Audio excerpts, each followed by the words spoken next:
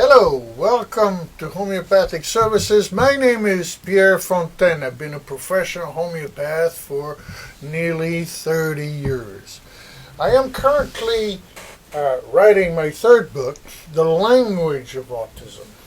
And some people have asked me or told me, how can I say that autism has its own language? Well, I take all of the symptoms as the language itself. The symptoms tell us something. The problem is that we look at these kids and we don't understand anything. They have extreme constipation and can poop in their diaper until they're 10 years old or older. This is impossible to understand when we look at it at face value, if you will. They can't stand the flushing toilet. What does that mean? They make sound. We have no idea at all if they're saying anything, right? We don't look at and they don't look at other kids. They don't even make eye contact. And in some cases, parents have even said, he looks at me as if he were looking at an object. So there's really nothing going on in some ways. In extreme cases, there's very little that could be understood, that can be understood in any way. Then there's the screaming and hearing the word no, right? The temper tantrums in public, rolling on the floor with complete oblivious to social norms. They cover their ears and flap their arms. What does that mean? Right? They're hyperactive. They're in constant motion. They could be on a swing for hours all the way until nighttime. Or well past nighttime. They must follow precise routines. Taking different roads to go home could trigger a full-blown outburst. Echolalia is common, you see. And the question becomes, how can they repeat a line from a movie or lines or even an entire movie? How come they can't actually speak, right? All of this means something. I'm going to touch upon it in this video. It is completely incomprehensible, I would say, because I remember 30 years ago, I was like, whoa, what is this, right? We look at it, we look at all of this from the outside, and it is simply not possible to figure this out. But if we look at the problem from the inside, then it becomes slowly but surely all of these can be understood. And I would argue that it is only once understood that we can actually do something constructive and healing about it. I absolutely am convinced of that. And many years ago, I hosted a radio show called Autism Going Within. And I must say that from time to time I've come in and out of deep meditation. What does this mean? What does that mean? Trying to understand autism from within, from the actual experience itself. And to me it is key, because there is no way of making sense and therefore understanding what all of this mishmash of symptoms actually mean. And that is the unique aspect of my practice. I understand that from within, only then can we do something deep enough so that we can heal, get rid of these symptoms, and the child can rejoin the world.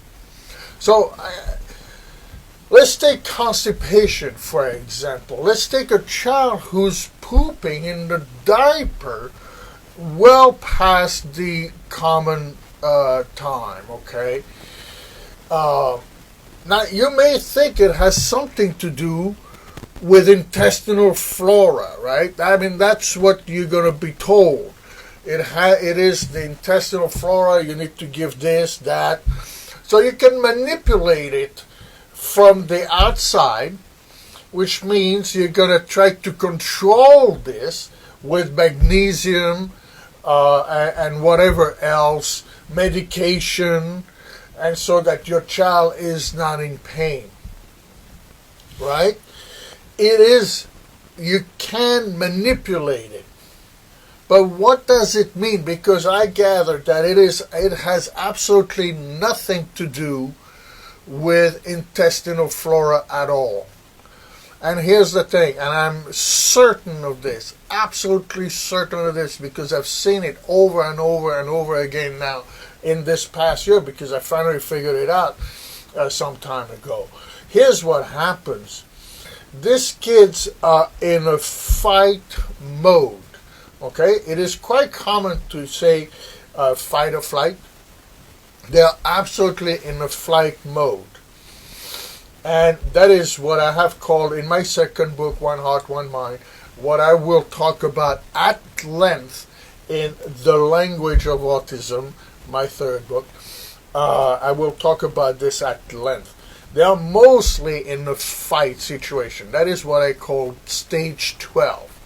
Because if we're going to figure this out, if we're going to experience from within, we also have to have tools to be able to do something. Experience it is one thing, but we also need to have the tools to be able to do something in the end, right? That is what medicine is supposed to do, to provide.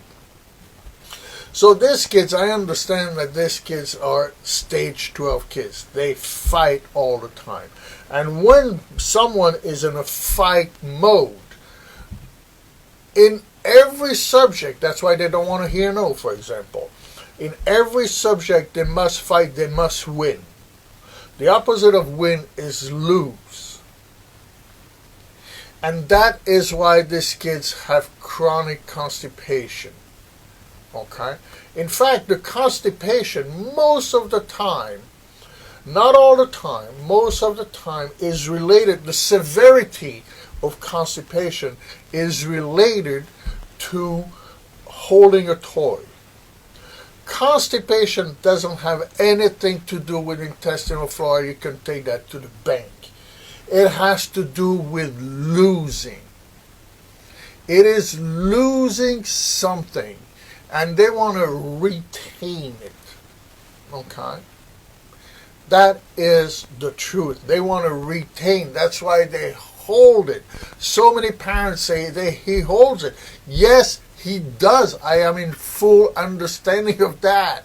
Okay? I completely get it. It is true. It will hold it all the way until pain, severe pain, because it equals losing, which is the exact opposite of fighting, winning, and losing. That is the exact opposite. He feels he's losing something. Even poop is too much to lose. That is what we need to understand. And that's why they don't like the sound of flushing toilet, because the water in the mind of a child on the spectrum, water gets rid of it. And that's why it is actually better to, I'm going to have to poop because I'm in serious pain, and so therefore I'm going to do it in a diaper. And the diaper is sort of like a in-between station, you see. And holding a toy is generally proportional to the constipation. Not all the time, like I say. We're not going to do absolutes here, okay? But I think but this is such an insight. And from there, we can understand more symptoms. From there, we can understand a whole lot of these symptoms. And because of the tools we have, they understand that it's a stage 12 issue. And from there, we can lump all of this and have that understood, okay, in a case.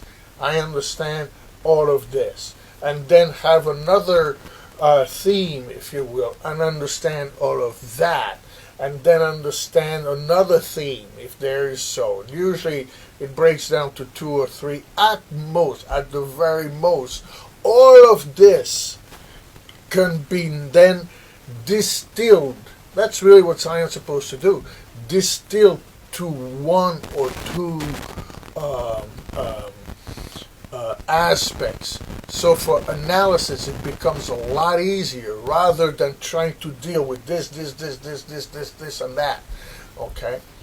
So, and so that's why this practice has been so, well, let's say, successful in with autism, is because it is all understood. Retain is also repeat.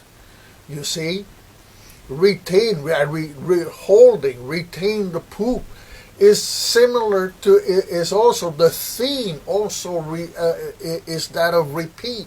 Repeat goes in that box. You see. It is wonderful, it is gorgeous to understand all of it that way. It makes a whole lot more sense, and therefore we are able to be effective in these cases. Thank you for listening to this short clip. I hope to see you soon. Bye-bye.